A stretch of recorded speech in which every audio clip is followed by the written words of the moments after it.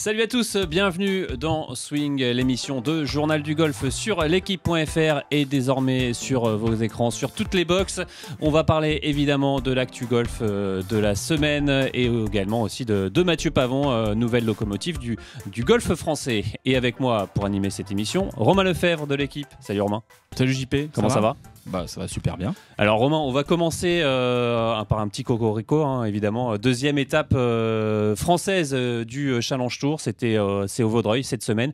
On a eu la chance de jouer le Pro-Am, donc c'est évidemment ce tournoi, petit tournoi entre pro et amateurs avant le tournoi. Et on a vu un parcours du Vaudreuil Golf Challenge, on va dire exceptionnel. C'était fantastique, surtout avec toutes les conditions météo de ces derniers temps.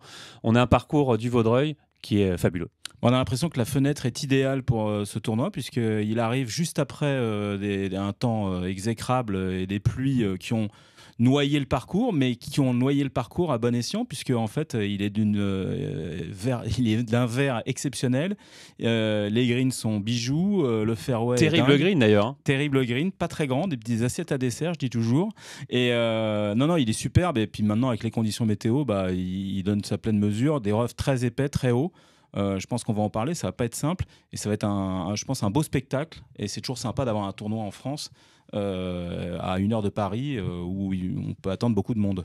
Alors justement, 39 Français cette semaine au Vaudreuil pour disputer ce Vaudreuil Golf Challenge, dont Mathieu de Cotigny-Lafont qui est avec nous. Salut Mathieu. Salut JP, bonjour Romain. Bonjour. Comment ça va ? Alors, est-ce qu'on parlait de ce parcours du Vaudreuil, parcours qui a l'air assez terrible, et notamment sur ces greens, comme dit Romain, en assiette à dessert, bombé. Tu as fait des recos jusqu'à aujourd'hui, là tu vas partir tout à l'heure. Comment tu le trouves ce parcours cette année ? Le parcours, sincèrement, je l'ai jamais vu aussi bon parce qu'il est moins sec que les autres années, donc je dirais qu'il est un petit peu plus fer. Les gros roughs sont bien plus méchants, donc il va vraiment falloir garder la balle en jeu. Les autres années, du gros rough, on pouvait espérer sortir un fer 9 ou 8 par moment. Là, ce sera un coup de 60 degrés et recentrage sur le fairway à chaque fois. Et après, en effet, les greens sont des tout petits greens, plutôt bombés, qui sont tous en montée. Donc, le fait de prendre les fairways sera un énorme avantage pour derrière pouvoir gérer sa profondeur et aller se mettre près des drapeaux. Le Vaudreuil Golf Challenge, c'est un tournoi que tu aimes bien jouer, qui te plaît bien ? Ouais, c'est un tournoi qui me plaît bien. Déjà, on a la chance d'avoir des tournois du Challenge Tour en France. Ce que fait Jean-Claude Forestier et toute son équipe depuis 2012 ou 13, je crois. C'est juste incroyable. On a beaucoup de chance. Après, le parcours est un petit parcours qu'il faut savoir dompter. Et je le répète, faut essayer de mettre la balle en jeu. C'est un parcours qui est pas très long. Et c'est vraiment sur les deuxièmes coups et au putting qu'il y aura moyen de faire une différence. Mais le plus important sera vraiment de garder la balle entre les deux bandes de rough. Ouais, surtout quand on regarde un peu le palmarès de ce Vaudreuil Golf Challenge, on l'a dit, première édition en 2013, c'était Bryson Paolini qui avait gagné. Bon, il est un peu moins connu, mais quand on regarde le palmarès ensuite, il y a Andrew Johnston, Aaron Rai, Ryan Fox, Alexander Björk, Marcel Sim, quelques années. Finalement, Mathieu, comme tu le disais, c'est un parcours qu'il faut savoir dompter et c'est pas finalement un hasard de voir ces grands noms-là avoir remporté le tournoi. Non, c'est sûr. Et quand on regarde les joueurs, il y a beaucoup de joueurs qui frappent pas très fort et très droit, sauf Ryan Fox qui sort un peu du lot. Mais l'avantage quand on frappe fort, c'est que là où les joueurs vont avoir à taper le drive ou le bois 3, ce sera des coups de fer 2 ou fer 3 du départ. Donc c'est vraiment un parcours qui privilégie la précision, la dispersion, la précision, plutôt que de mettre des gros pains, même si c'est un avantage sur certains trous, à condition de la mettre droit, notamment les par 5. Par exemple, moi, en termes de stratégie, je vais taper, je pense, entre 4 et 0 drive, en fonction de la journée, du vent et tout ça. Mon but, ça va vraiment être juste de mettre la balle en jeu, et puis d'être précis sur les seconds coups. Romain, tu as une question pour Mathieu ? Non, peut-être que juste revenir sur le fait de jouer en France, c'est quand même un privilège et une chance quand on est golfeur professionnel comme ça, d'avoir des tournois en France. Ça change beaucoup. Ouais, ça change. Comme tu as dit, on a de la chance, on a toujours le soutien du public. Il y a des gens qu'on revoit d'année en année. Et de nouveau, quand tu es sur le Challenge Tour, le Pro Golf Tour, mais même sur l'European Tour, hein, l'European Tour, il y a qu'une épreuve en France. C'est vraiment canon de pouvoir jouer plus ou moins à la maison.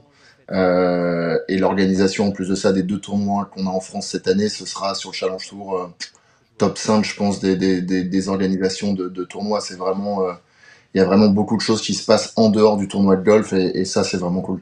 Alors un petit cocorico personnel, puisque c'est quand même un tournoi qui est organisé par ASO, qui est notre organisation, le- qui, est, qui possède le Journal du Golf TV et Journal du Golf. Donc on est fiers aussi d'appartenir à cette entreprise qui valorise le golf français. Alors Mathieu, tu disais que voilà, ça faisait partie du top 5 des tournois du Challenge Tour, même sur d'autres circuits. Comment justement, quand on est un joueur comme toi, on s'organise évidemment, on n'est pas sur le DP World Tour ou le PGA Tour où il y a plus d'argent. C'est un peu la débrouille quand on est sur le Challenge Tour ou même les circuits, les étages inférieurs pour s'organiser pour un tournoi comme ça. Ouais, bien sûr, c'est un peu la débrouille. Et voilà, au Vaudreuil, on a énormément de chance. Il y a beaucoup de membres qui accueillent des joueurs. Moi, ça fait 3 ans que je suis chez des membres. Là, on est chez un membre et je dors avec Félix Maury et Oyan Guillamundegui. Voilà, il y a 2 ans, je dormais chez des membres différents. Donc voilà, c'est sûr que ça permet déjà de pas être à l'hôtel et faire juste hôtel, restaurant, golf. C'est une vie où on fait ça toutes les semaines, donc c'est assez rébarbatif. Et puis également, financièrement, c'est sûr que c'est un gros avantage. Après, voilà, sur le Challenge Tour, on a quand même beaucoup d'avantages. Les déjeuners sont pris en compte. Les carnets de parcours, on doit les payer, mais c'est des carnets de parcours qui sont de très bonne qualité. L'entrée fee est pas si cher que ça. Sur les troisième divisions, l'entrée fee est 3 fois plus élevée, alors qu'on joue pour un prize money 7 fois moins important, par exemple. Précise un petit peu peut-être pour ceux qui nous regardent, l'entrée fee, c'est quoi? C'est ce qu'on doit C'est payer le droit pour... d'entrée, l'inscription. Ouais, voilà, c'est le droit d'inscription. Sur le Challenge Tour, c'est 70 euros. Sur la troisième division, c'est 300. Et le prize money, c'est 30 000 euros sur la troisième division. Et cette semaine, on joue pour un 270 000. Donc voilà, vraiment, de nouveau, on a de la chance d'avoir ces tournois-là du Challenge Tour en France. C'est des tournois où, bah voilà, quand on est sur les troisième divisions, même sur la deuxième division, financièrement, on s'y retrouve si on fait une semaine correcte de golf. Et puis, il y a toujours une ambiance particulière qui est géniale. Quand on est dans une maison comme ça avec deux potes, c'est forcément particulier. On vit des bons moments, mais en même temps, il faut se concentrer sur la compétition. Chacun a son calendrier, son organisation, comment ça se passe? Ouais, on se répartit les tâches déjà à la maison. Souvent, celui qui fait la cuisine ne se débarrassera pas, et ce genre de choses. Et puis après, voilà, bon, pas cette semaine, mais normalement, on a quasiment tous une voiture. Et on fit pas mal à trois parce qu'on a tous des calendriers, des organisations à peu près similaires. Donc, et notamment sur les jours d'entraînement. Donc c'est pour ça qu'on se retrouve à trois et que ça fit très bien. Mais c'est sûr qu'il faut, voilà, même si on partage et tout ça, il faut garder entre guillemets, son indépendance, mais surtout son fonctionnement de tournoi, sa routine de tournoi, et pas tout changer de semaine en semaine en fonction de avec qui on partage. Romain? Bah, on peut peut-être enchaîner Ouais. sur un sujet moi qui me tient à cœur. Quand on est golfeur professionnel comme ça, on est aussi, j'imagine, spectateur de golf. Est-ce que tu es le genre de joueur qui regarde beaucoup de golf à la télé, aux étages supérieurs? Je pense à l'European Tour, mais aussi au PGA Tour. Ouais. Et ça va nous amener peut-être à parler de Mathieu Pavon. Mais est-ce que tu es spectateur de golf beaucoup? Téléspectateur? Ouais. Ouais, énorme. Je regarde énormément de golf, beaucoup le PGA Tour, l'European Tour. Souvent, c'est des journées où je m'entraîne ou alors je suis en tournoi, donc je regarde un peu moins. Mais je regarde énormément le PGA Tour. J'adore ça. C'est toujours en fond. C'est toujours en fond quand je suis chez moi et ouais, je regarde énormément. Tu as donc assisté aux 6 premiers mois, au premier semestre éclatant de celui qu'on appelle la locomotive du golf français, mais qui est en tout cas voilà, le pilote à bord du navire. C'est Mathieu Pavon. Quelle Ouais. impression ça t'a laissé de le voir comme ça démarrer très fort dès janvier, avoir une constance assez irréprochable, malgré un petit creux, mais très passager, et qui termine avec cette 5e place à l'US Open et ce top 20 dans la foulée au Travelers. Cette constance, ça t'impressionne? Ouais, c'est assez impressionnant. La PAV, on le connaît super bien tous, là, tous les joueurs qui jouent le tournoi. ou presque. C'est génial de le voir faire ça, ça donne beaucoup d'idées, je pense, à énormément de monde. Et ce qui est génial à voir, c'est l'optimisation de son système, c'est-à-dire que on a vraiment un mec sur le parcours qui joue avec ses forces en fait, et qui sait adapter sa stratégie à son jeu, et qui se connaît par cœur. Et à Pinehurst, la gestion de parcours, c'était hallucinant. Enfin, il s'est pas laissé un chip à la con de la journée, quoi. C'est-à-dire que l'erreur que Rory fait au 15 sur le par 3 où il dépasse le green, pas une fois Mathieu s'est mis dans ces situations-là, pas une fois.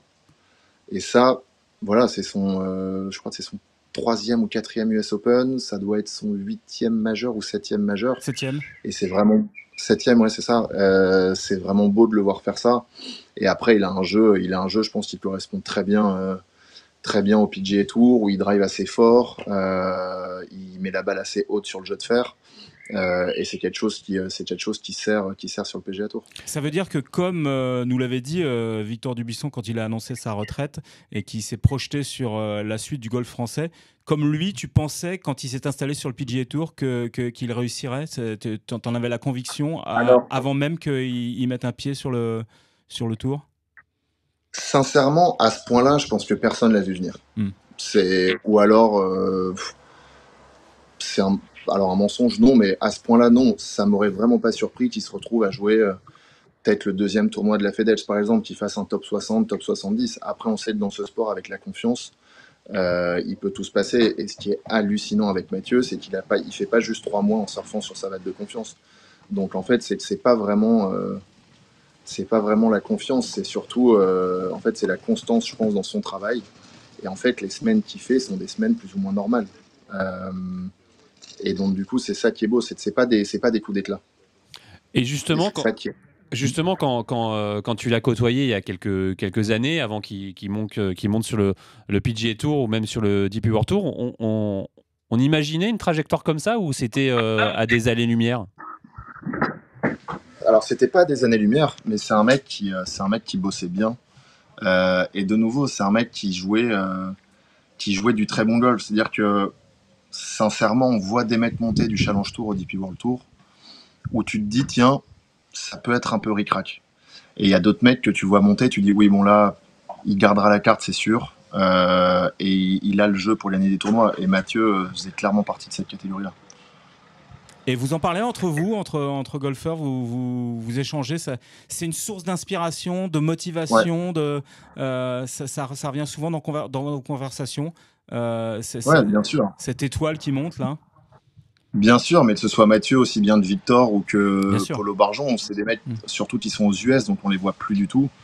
Et je pense que dans les golfeurs français, on est vraiment beaucoup à vouloir jouer aux US.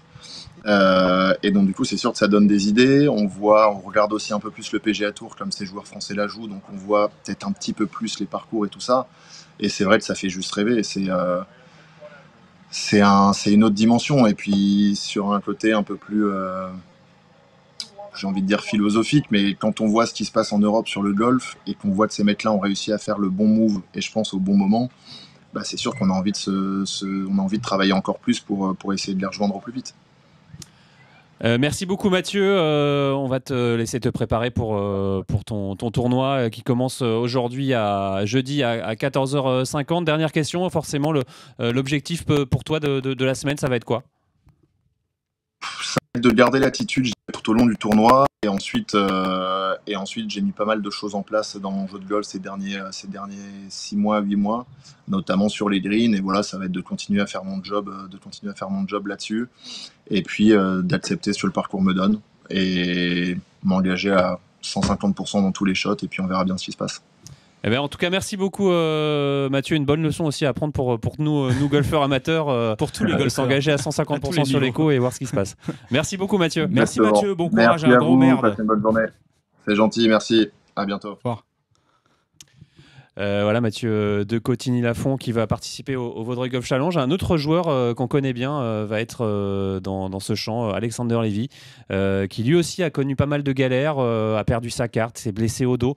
Et cette semaine dans le champ, il va partir aussi cet après-midi.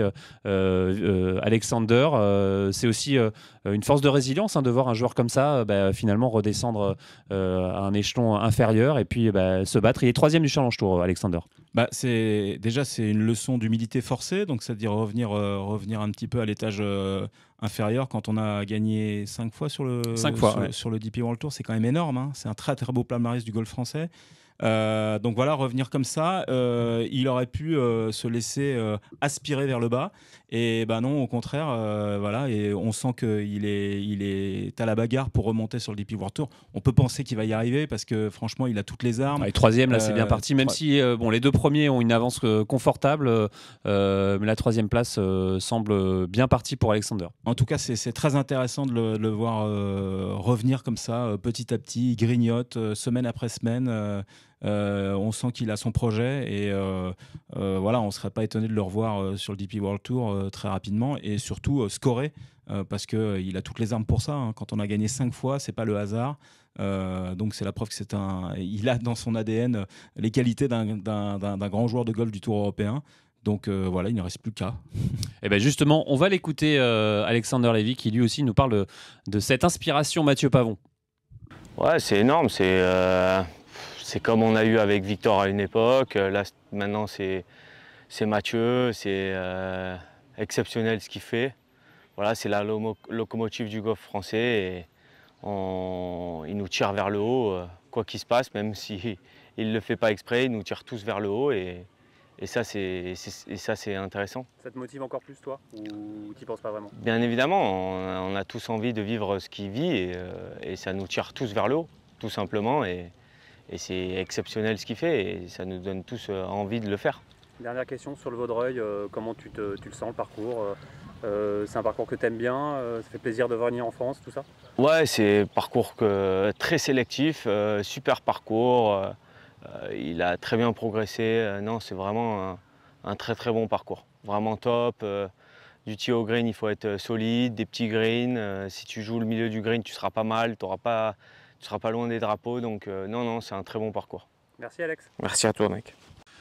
Voilà, Alexander Lévy, qui 5 victoires sur le tour, on le rappelle, qui lui aussi a marqué un peu l'histoire du golf français. Mais cette question pour Mathieu Pavon, est-ce que Mathieu Pavon a d'ores et déjà marqué l'histoire du golf français, même s'il n'a qu'une victoire sur le PGA Tour, une victoire sur le DP World Tour? On le rappelle que Thomas Levet avait remporté 6 victoires sur le Tour européen, marque qui est toujours d'actualité.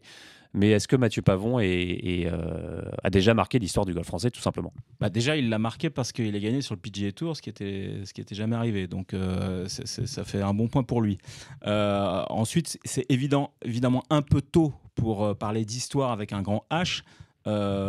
Mais la manière dont il a entamé sa campagne sur le PGA Tour et surtout la constance de ses résultats, on en parlait tout à l'heure avec Mathieu, c'est assez bluffant en fait, et c'est surtout ça qu'il faut noter, c'est-à-dire que il a marqué l'histoire du golf français parce que il est le meilleur, il a obtenu à une place près le meilleur classement d'un joueur français au Masters à Augusta en étant 12e. Et comme le dit Mathieu, ça dure, c'est pas juste, il surfe pas sur une vague de réussite pendant 3 mois et après voilà, c'est exactement ça. Et puis surtout, c'est un rookie qui tient toutes ses promesses. Faut quand même pas oublier que en octobre de l'année dernière, avant même qu'il gagne son Open de Madrid, je dis son Open de Madrid parce que c'est un petit peu chez lui de par ses origines, il était dans les bas-fonds du classement mondial, il était 280e mondial aux alentours d'eux. Aujourd'hui, il est top 20, top 25. En tout cas, il fait partie incontestablement des 30 meilleurs golfeurs au monde. On peut parler du LIV et qui ne sont pas dans le classement mondial, peu importe. En tout cas, le classement officiel, le Official World Golf Ranking, il est top 25 et voire top 20. Donc ça aussi, c'est une marque de réussite importante. De là à dire qu'il a marqué l'histoire du golf français, c'est encore tôt. laissons le temps faire son œuvre. On sait qu'il est qualifié pour les 4 majors l'an prochain, ça c'est sûr. Et certainement pas que. Et certainement pas que. Il va jouer les playoffs de la FedEx à la fin de l'été. Il va jouer le Tour Championship, très certainement rassemblant les 30 meilleurs du classement FedEx. C'est historique pour un Français d'ailleurs. C'est historique pour un Français. Donc voilà, chaque marqueur l'inscrit un peu plus dans l'histoire du golf français. Et on pourra dire qu'il aura marqué l'histoire du golf français quand il transformera une dernière partie en majeur en victoire pour succéder à Arnaud Massy depuis 1907, rappelons-le. Toi qui suis d'autres sports, est-ce que tu as déjà vu ça dans une explosion, on va dire aussi fulgurante, dans un autre sport que le golf?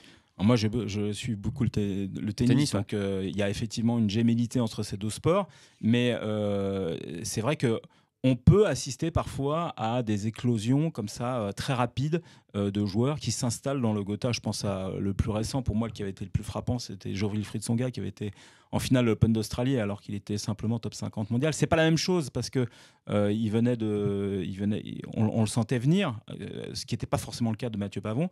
Mais voilà, et ça lui a permis de s'installer dans le très haut niveau et de durer pendant quasiment 10-15 ans entre la 5e et la 15e place mondiale. Donc oui, ça existe, ça arrive, c'est rare. Mais je pense que la force de Mathieu Pavon, c'est que voilà, c'est quelqu'un qui a une maturité. Il a 31 ans, donc il sait que. Je dirais pas que le temps est compté, parce qu'un golfeur peut jouer plus longtemps. C'est la chance d'un golfeur de pouvoir durer jusqu'à au-delà des 40 ans et d'avoir encore beaucoup de succès. Oui, mais en même temps, je pense qu'il a, et ça se voit très bien quand on parle avec lui, il a dans la tête une sorte de compte à rebours qui tourne en permanence, et il se dit qu'il n'y a pas de temps à perdre. Moi, j'ai toujours été déçu par certains joueurs de tennis français qui se disaient bon bah j'ai loupé Roland-Garros, mais il y en aura un l'année prochaine, et puis avant ça il y aura un Wimbledon, et puis avant ça il y aura un à US remettre Open. au lendemain. Voilà. Ouais. Lui, on sent que moi, ce qui m'a frappé, c'est quand je lui demande juste après le lendemain de sa 5e place à l'US Open, je lui dis t'as pu te couper le soir même, fêter ça avec ton entourage, relâcher un peu la pression qui avait été énorme, parce que quand même une dernière partie contre un Américain aux Bryson États-Unis, DeChambeau, dans l'US Open, etc. C'est quand même énormément de pression. Et il m'a dit une phrase, mais qui résume tout Pavon, c'est je ne fête pas les 5e places. Donc ça situe bien son niveau d'exigence et de ses ambitions, ses ambitions qui sont énormes. Et combien de joueurs français, je ne veux pas citer de nom, mais ce serait voilà, répandu dans une sorte de satisfaction longue durée post-top 5 à l'US Open, au point même peut-être de zapper le Travelers pour décompresser et faire la fête. Lui, ce n'est pas le cas. Le soir même, il était dans le Connecticut. Le soir même de son top 5, il avait voyagé dans le Connecticut au point qu'il n'a pas pu dîner puisqu'il n'a pas trouvé de resto d'ouvert à son arrivée là-bas. Donc ça dit bien l'exigence, l'ambition. Une ambition qui m'avait frappé aussi quand il gagne l'Open d'Espagne et que le mardi matin, il est à 9h au golf du Médoc sur le putting green. Voilà, c'est quelqu'un qui ne s'arrête jamais. On a l'impression qu'il est en mission, tout simplement. Mission, dans sa mission de golfeur, et gagner tout ce qu'il peut gagner. Ça. Et quand je parlais de compte à rebours, il y a cette notion d'urgence. Je ne peux pas perdre de temps, je ne peux pas gâcher les occasions. Chaque semaine de tournoi est une semaine dans laquelle je dois performer. Et ça, c'est une grande leçon à la fois pour les golfeurs français. C'est pour ça qu'on parle de locomotive du golf français, et pour les sportifs français, parce que la mentalité française, le easy going, le relâchement post-succès, post-victoire, Noah en parlerait très bien, il a été un petit peu coupable de ça, mais c'était dans son ADN, dans son caractère. Mais voilà, ce relâchement-là, lui ne l'a pas, et cette exigence de perfection, elle sert de leçon, à mon avis, à beaucoup de sportifs français. Et quand en année olympique, à 30 jours ou un peu moins des Jeux Olympiques, c'est un exemple à suivre. Et un exemple à suivre, justement, on va écouter Martin Couvrat qui est au Vaudreuil Golf Challenge, et lui aussi, Mathieu Pavon, est une grande inspiration pour lui. Ouais, je pense que c'est vraiment incroyable pour le golf français. Je pense qu'il réalise des choses exceptionnelles. Là, depuis quelques mois, il fait des choses que nous, on aimerait bien faire. Donc forcément, ça nous tire vers le haut. Je pense qu'il engrange beaucoup de choses derrière lui. Et je trouve ça vraiment top, donc je lui souhaite de continuer et j'espère qu'aussi on le rejoindra. C'est bluffant ou non? Ouais, c'est bluffant parce que c'est justement le plus haut niveau de ce qu'on fait, donc c'est bluffant. Puis on joue un peu avec lui, donc on a partagé des parties avec lui et voir sa progression, je trouve ça assez incroyable. Donc on se dit que c'est réalisable et qu'au final, en continuant à faire ce qu'il faut et en trouvant la bonne mayonnaise, ça peut vite partir. Donc c'est bluffant et inspirant, je trouve. Voilà, Martin Couvrat, évidemment, aussi des espoirs du golf français. Et puis, on se doute bien, Romain, en ayant un Mathieu Pavon au top toutes les semaines, dans les tournois majeurs, ça va forcément faire du bien au golf français et ça va tirer vers le haut ce sport. Et même au niveau médiatique, au niveau des pratiquants. Peut-être que ce champion que la fédération cherche depuis longtemps l'a peut-être trouvé en Mathieu Pavon. Déjà, c'est un sujet, on en parlait avec Mathieu, qui est récurrent dans les discussions et pas seulement dans les clubhouses des clubs UP parisiens, partout où on traîne un peu les oreilles dans les golfs en France, les golfs associatifs. On parle de Mathieu Pavon, on s'intéresse à Mathieu Pavon, on suit ses résultats. Après, c'était déjà le cas aussi quand Victor Dubuisson Absolument. avait fait sa percée, mais ça avait été plus éphémère et Victor Dubuisson n'avait pas voulu de ce costume finalement de porte-drapeau de son sport, quoi. Exactement, alors que Mathieu Pavon l'assume parfaitement, avec beaucoup de professionnalisme. Donc ça, c'est sûr que ça va faire du bien au golf français, ça va faire du bien voilà, à l'essor, ça peut susciter des vocations chez les jeunes, ça peut motiver les jeunes qui sont un petit peu entre, voilà, je pense aux 39 joueurs qui sont sur le Challenge Tour. Et surtout, oui, on en discutait avec Martin Couvrat, ça ouvre peut-être de nouveaux horizons, de voir Mathieu Pavon réussir à s'installer sur le PGA Tour, faire des top 5 en majeur. Ça, ils le disent, hein, ça montre que c'est possible finalement. Voilà, c'est quelqu'un qu'ils n'ont pas forcément côtoyé, mais en tout cas que leurs aînés ont côtoyé. Ils peuvent en discuter, ils peuvent en parler, se dire que finalement chez les jeunes il n'était pas si fort que ça, chez les amateurs il n'a jamais rien fait d'exceptionnel, et pourtant voilà, il est top 20 mondial. Donc ça veut dire que c'est à la portée de tous, mais ça exige aussi beaucoup de travail, une organisation sans faille. C'est ce qui est aussi la grande force de Mathieu Pavon. On n'en parle pas suffisamment, mais il a une équipe autour de lui qui est extrêmement professionnelle, extrêmement performante et qui est tournée vers le succès, vers la réussite. Donc tout ça, c'est très bénéfique. Comme l'a été la victoire de Céline Boutier à un degré moindre, parce que c'est du golf féminin et il y a moins, il ne s'agit pas de dénigrer ça, mais il y a moins d'engouement peut-être d'engouement et de suivi, je pense, dans les golfs. Mais ce qui est pareil un peu pour le tennis féminin, hein, si on fait la comparaison. Exactement, oui, mais elle et lui, tous les deux sont deux exemples à suivre, de travail pour les jeunes générations. Et puis, c'est surtout deux parfaits ambassadeurs du golf aux Jeux Olympiques qui arrivent. Grande chance de médaille pour les deux qui arrivent en pleine bourre, qui connaissent. Alors Mathieu Pavon n'aime pas trop le golf national. Mais la manière dont il en parle, on sent quand même que c'est un moyen pour lui aussi de s'enlever un petit peu de pression, parce qu'il sait très bien, il est tout sauf idiot, il sait très bien qu'il va être très attendu, parce que voilà, quand on est parti loin aux États-Unis comme ça et qu'on n'est pas forcément souvent en France et qu'on revient, on va être sous le feu des projecteurs, et c'est une manière de se détendre un peu et de se dire je vais y aller voilà, sans aucune attente, n'attendez rien de moi puisque je ne suis pas fan de ce parcours, et c'est peut-être là-dedans qui sera le plus surprenant en fait. Et puis finalement, quand on regarde le champ des Jeux Olympiques, il y a moins de joueurs. Effectivement, il y a des gros noms, Scotty Scheffler, Rory McIlroy, Sean Lowry, mais le champ est moindre, donc il y a une chance quand même d'avoir peut-être une médaille côté Mathieu Pavon. Pour lui, et Céline Boutier. Pour évidemment. lui comme pour Céline, il y a une chance de médaille, parce que même si lui est moins fan du parcours que elle, parce que elle, pour le coup, Céline, elle aime beaucoup, il y a cet avantage de le connaître. Beaucoup plus que même les Américains qui ont fait un passage éphémère en Ryder Cup en 2018. Donc voilà, ça va être une occasion en tout cas. Rory connaît bien quand même le parcours du golf national. Oui. Ça va être en tout cas une occasion de faire briller le golf français dans un événement mondial qui va être suivi par tous les Français. Voilà, ça va être très intéressant de voir comment ils vont se comporter. Et moi, je suis sûr qu'ils vont pas lâcher l'affaire. Enfin, en tout cas, que lui ne va pas lâcher l'affaire. Il va y aller sans doute en jouant low profile, mais pas pour... à la Pavon, quoi. Exactement. Voilà. Alors justement, et si vous voulez aller voir des joueurs de haut niveau, en tout cas cette semaine, rendez-vous du côté du Vaudreuil à 1h30 de Paris pour voir des beaux joueurs. On a eu la chance de jouer avec Christopher Broberg, hein, qui, on le rappelle, avait quand même remporté 4 victoires sur le Challenge Tour en 2012 pour monter sur le Tour européen. Après, il a eu des blessures qu'il a enquiquinées pendant 5-6 ans, mais il revient au top, Christopher Broberg. Donc venez voir tous ces joueurs, et notamment un joueur de Ryder Cup, Chris Wood, joueur anglais, qui est là au Vaudreuil. Donc n'hésitez pas, allez-y, c'est gratuit et on va voir du beau golf. Merci beaucoup Romain d'avoir participé à cette émission. Merci beaucoup Hugo à la réalisation, et on se retrouve la semaine prochaine. Salut!